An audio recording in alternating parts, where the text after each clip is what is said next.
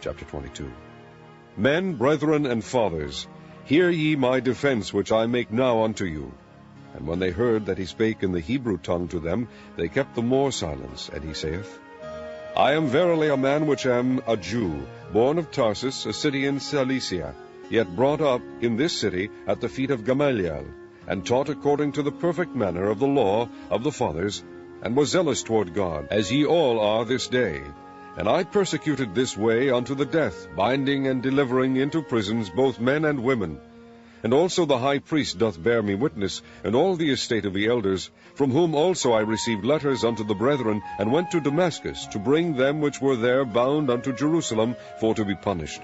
And it came to pass that as I made my journey, and was come nigh unto Damascus about noon, suddenly there shone from heaven a great light round about me. And I fell unto the ground, and heard a voice saying unto me, Saul, Saul, why persecutest thou me? And I answered, Who art thou, Lord? And he said unto me, I am Jesus of Nazareth, whom thou persecutest. And they that were with me saw indeed the light, and were afraid, but they heard not the voice of him that spake to me. And I said, What shall I do, Lord?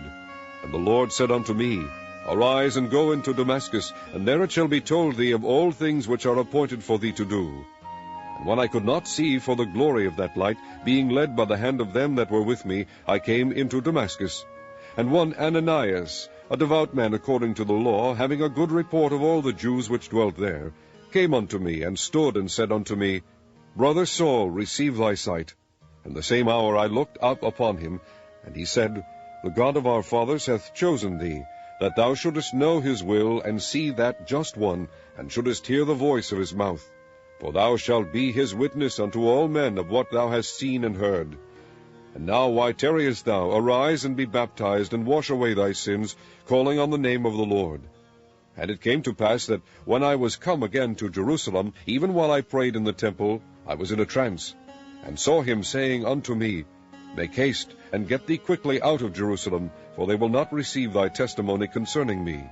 And I said, Lord, they know that I imprisoned and beat in every synagogue them that believed on thee. And when the blood of thy martyr Stephen was shed, I also was standing by, and consenting unto his death, and kept the raiment of them that slew him. And he said unto me, Depart, for I will send thee far hence unto the Gentiles. And they gave him audience unto his word, and then lifted up their voices, and said, Away with such a fellow from the earth, for it is not fit that he should live.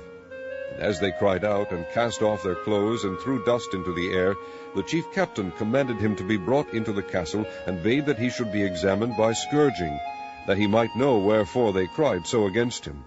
And as they bound him with thongs, Paul said unto the centurion that stood by, Is it lawful for you to scourge a man that is a Roman, and uncondemned? When the centurion heard that, he went and told the chief captain, saying, Take heed what thou doest, for this man is a Roman. Then the chief captain came and said unto him, Tell me, art thou a Roman? He said, Yea. And the chief captain answered, With a great sum obtained I this freedom. And Paul said, But I was freeborn.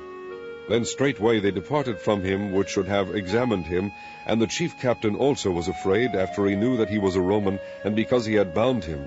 On the morrow, because he would have known the certainty wherefore he was accused of the Jews, he loosed him from his bands, and commanded the chief priest and all their council to appear, and brought Paul down and set him before them.